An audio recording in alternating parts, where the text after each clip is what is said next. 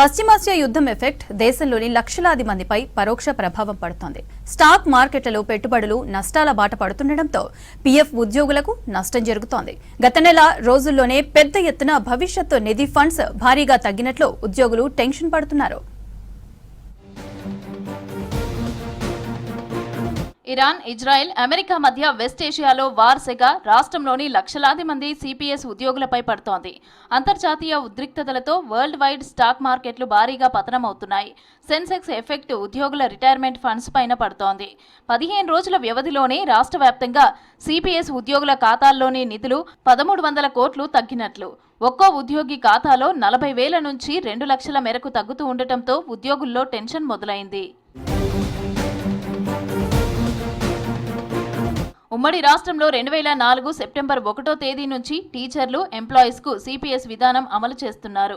ఈ కేటగిరీ కింద ప్రస్తుతం రాష్ట్రంలో 2.60 లక్షల మంది ఉండగా వారిలో 80,000 మంది టీచర్లున్నారు. ప్రతి నెల వీరి ఖాతాల్లో నుంచి కట్ అయ్యేవి సర్కార్ వాటా కలిపి సిపిఎస్ నిధులు ఎన్పిఎస్ ట్రస్ట్ కు జమ అవుతున్నాయి. అక్కడి నుంచి పీఎఫ్ ఆర్డీఏ లిస్టు చేసిన ఫండ్ మేనేజర్ కు చేరుతాయి. ఈ నిధులనే షేర్ మార్కెట్ లో పెడుతున్నారు. మార్కెట్ హెచ్చుతగ్గులు వీరికి వచ్చే డబ్బులపై ప్రభావం పడుతోంది.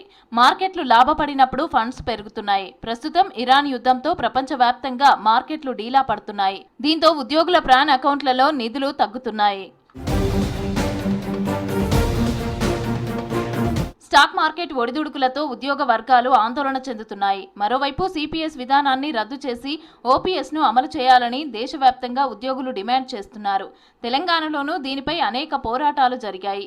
ఎక్కువ మంది సిపిఎస్ ఉద్యోగులకు రిటైర్మెంట్ తర్వాత పింఛన్ 2,000 నుంచి 10,000 మాత్రమే వస్తోంది. అయితే ఎన్నికల టైంలో సిపిఎస్ విధానం రద్దు చేస్తామని కాంగ్రెస్ ప్రకటించింది. కాంగ్రెస్ పాలిత రాష్ట్రాల్లో ఇచ్చిన హామీ మేరకు సిపిఎస్ ను రద్దు చేశారు. తెలంగాణలోనూ ఇచ్చిన హామీ ప్రకారం ఓపీఎస్ విధానం అమలు చేయాలని ఉద్యోగులు కోరుతున్నారు. ఎక్కడో యుద్ధం ఎఫెక్ట్ ఉద్యోగి పెన్షన్ సొమ్ము పైన పడుతూ ఉండటంతో ఉద్యోగులు ఆవేదన వ్యక్తం చేస్తున్నారు. రిటైర్మెంట్ తర్వాత రావాల్సిన ఆర్థిక భద్రతను అంతర్జాతీయ మార్కెట్ చేతుల్లో పెట్టడం సరికాదని చెబుతున్నారు.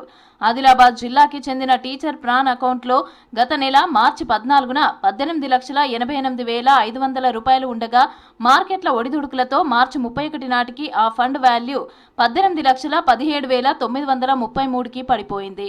రోజుకు సగటున 4,400 చొప్పున ఉద్యోగి కోల్పోవడంపై వారు ఆందోళన చెందుతున్నారు.